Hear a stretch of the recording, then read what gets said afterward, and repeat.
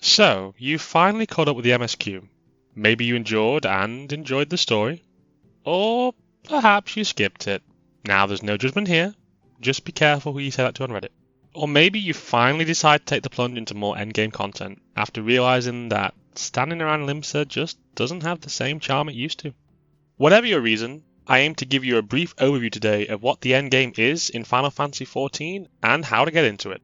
Oh, and just a quick aside, there will be some light spoilers for content up to and including patch 7.3, so, well, you've been warned.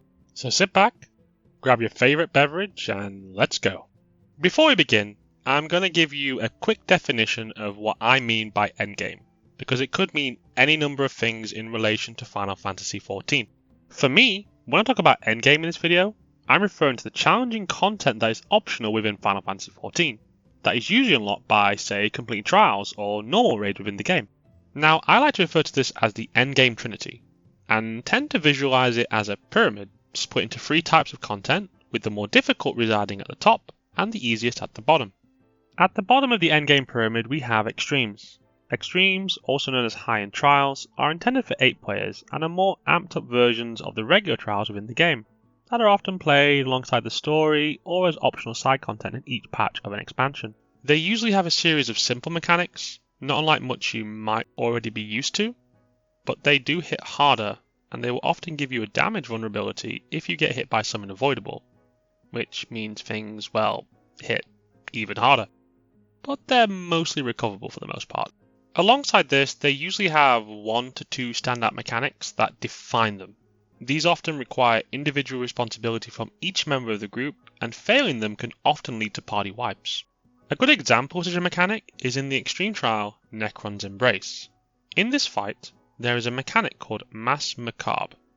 This requires a series of towers to be taken, and requires every player to participate in taking these towers. Failing to take them in time results in heavy, almost unrecoverable damage, leading to a party wipe. Now, within the extreme difficulty level of content, we also have a few other types of endgame content. Firstly, we have Unreals. These are essentially old extremes from previous expansions that have been brought up to the current expansion level cap. Additionally, we have Chaotic Alliance raids and Field Operation raids. Both are defined as being large scale in nature, the former having up to 24 players, the latter anywhere from 56 to 48 depending on which one is being run. Now, Chaotic Alliance raids require more individual responsibility from each player, whereas Field Operation raids are more forgiving in terms of individual responsibility, but have restrictions when it comes to resurrecting players. In the middle of the endgame pyramid we have Savage raids, which are intended for 8 players. These are more challenging versions of the optional normal raids, as of current, releasing the first 0.05 patch of the expansion and then the subsequent 0.2 and 0.4 patch. Savage raids come as a set of 4, which are commonly referred to as a raid tier. Generally, each subsequent fight is more difficult than the last, bar some cases, with the final fight being the highest in terms of difficulty. They have more mechanics which require individual responsibility from each player when compared to an extreme, and come with much tighter damage checks, especially in the final 2 fights of the tier. Also, avoidable damage tends to give damage downs, which reduces the amount of damage you can do to the boss, making those checks even tighter. Now, within the Savage difficulty level content, we also have Criterion Dungeons and Criterion Dungeons Savage. Criterion Dungeons take place within the same setting as the corresponding variant dungeon. This was content that was introduced first in Endwalker. These are intended for 4 players and require the group to fight a set of bosses back to back with challenging mob packs between each one. Mechanical difficulty is somewhere between an extreme and a Savage raid, but what makes them more difficult and brings them to that Savage level is the restrictions on resurrection, with only 1 resurrection being allowed from each player, that is replenished upon completing an objective or by dying. The Savage variants are similar, but are increasingly more challenging due to not being able to revive at all, having to start from the beginning of the dungeon if you wipe, and bigger enemy health pools and enemy damage output. This dungeon also needs to be completed within a certain amount of time, which triggers the moment you attack the first enemy. Failure to complete within the allocated time buffs the enemies, making them even stronger, and is considered a dungeon in rage. For these reasons, it brings the Savage version closer to a final Savage floor, and can be argued closer to ultimate level of difficulty. At the peak of the endgame pyramid we have Ultimates. These are intended for 8 players and usually take inspiration from older content, such as raids and story beats and trials. They are the peak of difficult content in Final Fantasy XIV and are big events within the community when one gets released. They have mechanics which require a significant amount of individual responsibility and often have more variation in what you might need to do on a per mechanic basis than when in Savage. In Savage, you might only have one specific thing to do in your role, whereas in an Ultimate you might have numerous depending on the timer or debuff you might get, for example. These fights are also quite long, requiring players to maintain focus for a longer duration of time. DSR, for example, is around 20 minutes long, whereas a Final Savage fight is around the 10 to 12 minute mark. Every Ultimate is split in multiple phases. For example, DSR has 7, which are essentially boss gauntlets and can be often seen as separate fights within the whole. Often these phases have tight damage checks when done on content specifically, with some phases being tighter than others, requiring some degree of resource planning and balancing from the group. Over time though, the damage checks in these fights tends to no longer be a significant factor in the difficulty, due to how gear and consumables scale in Final Fantasy XIV. This means Ultimates are significantly more challenging when done on content, but because Ultimates cannot be unsynced, they are the only persistent challenging content we can always do in this game, even if they get slightly easier over time. With the explanation regarding the endgame Trinity out of the way, I want to give some recommendations into how you can get into this sort of content. I will have a more comprehensive overview of this in a future video. If it exists, you should see it now.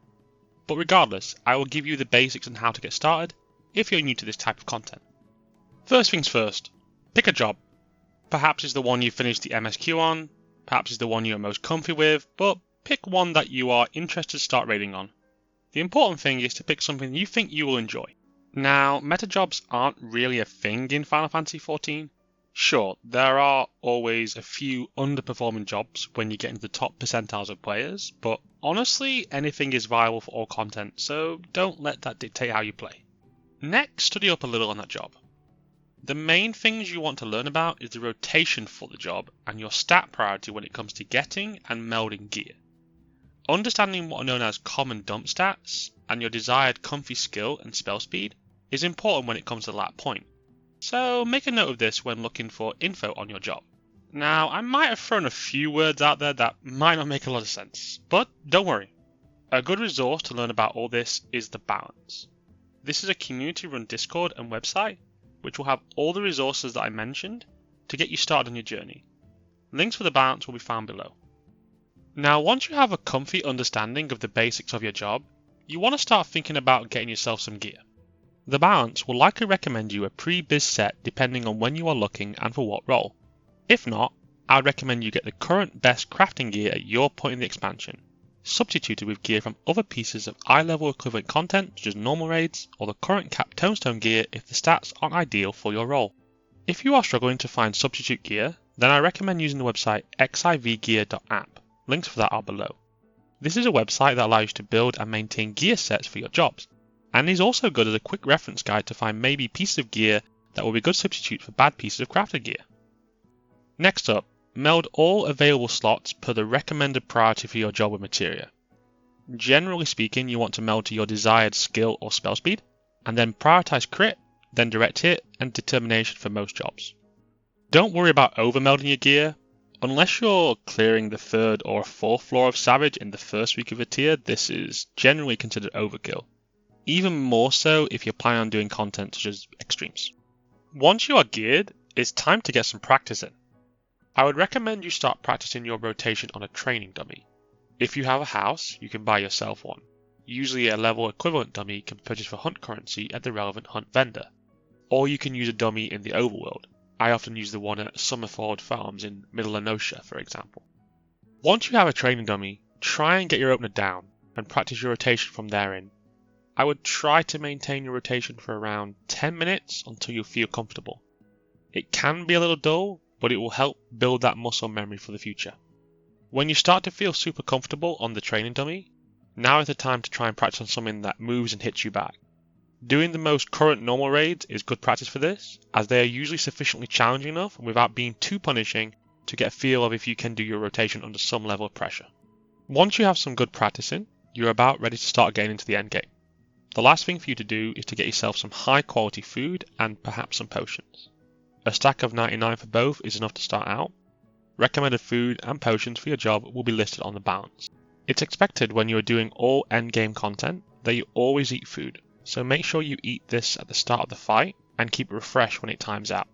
Potions are used when you're going for a kill in content around Savage difficulty above. You don't need to use them for an extreme, but can be handy if you are also going for a kill. With the final preparations done, it's time to jump in. It's usually recommended for new people getting into endgame to start with an extreme. For EU and NA, the best place to find groups is in the Party Finder. Statics, which are essentially organised groups with a schedule, aren't the norm for extremes. I will have a more comprehensive overview of Party Finder versus Static in the future. If it exists, you should see it now. But this should help understand what is best for certain types of content and expectations. You could try Savage raids instead of extremes, but I would only recommend this if the raid tier just came out, as the later it gets into a tier, especially if it's later patch, it becomes harder to find fresh groups, and Party Finder tends to start eye-level locking groups at this point more frequently. If this is the case, then joining a static would be more beneficial. Anyhow, assuming you are jumping into PF, you want to start looking to join a From Start group. These groups are pretty lax on requirements, and going in without any prior experience or studying is completely fine, and I would personally even recommend it, as the joy of any fight is the chaos of dying to a new mechanic blind. After you get a little more comfy joining From Start groups, you have most likely seen or died to a certain mechanic a few times, and feel comfy with everything up to this point. This is what is known as your progression point, or commonly referred to as your prog point. Using Necron's Embrace as an example, the first common point most players prog to, and feel comfy with everything before, is usually Grand's Cross. Now say theoretically I'm struggling with the mechanics before Grand Cross, then Grand Cross is not my prog point. Sure, I might have stumbled and fallen over and seen it, but by no means am I ready to join Grand Cross groups. It's bad manners to join a group if you aren't comfy with everything up to the listed mechanic. So don't do it, or you may end up on the blacklist of a few players. But anyhow, once you have a prog point, now is the time to maybe do some studying. For new players, as of recording, I would highly recommend Hector Hectorson's video guides for extremes and savages. Links to his channel can be found down below. His videos are well articulated and easy to follow and are commonly used in EU and NA Party Finder. Groups will usually list what resource they are doing in their Party Finder description. You will likely see a fair number of groups doing Hector, if he has released a video, but if not, you might see some links to raid plans or shortened tags like DOG. The latter is basically the last three letters of a raid plan. It can be a little confusing what these tags are referring to, but a good resource, as of recording, is the website wtfdig.info. This is a community-run site that lists the common PF strats for EU and NA, but also some for JP and Oceania. Once you have studied up, you can now start jumping into groups that are progressing from your prog point. From then on, the cycle is essentially the same when looking for new groups. Anyhow, that about does it for this video. Good luck in your endgame endeavours, and if you got to the end, thanks for taking the time, and if you could like, subscribe, and comment, it would be super awesome as it helped the video and the channel. Have a good one.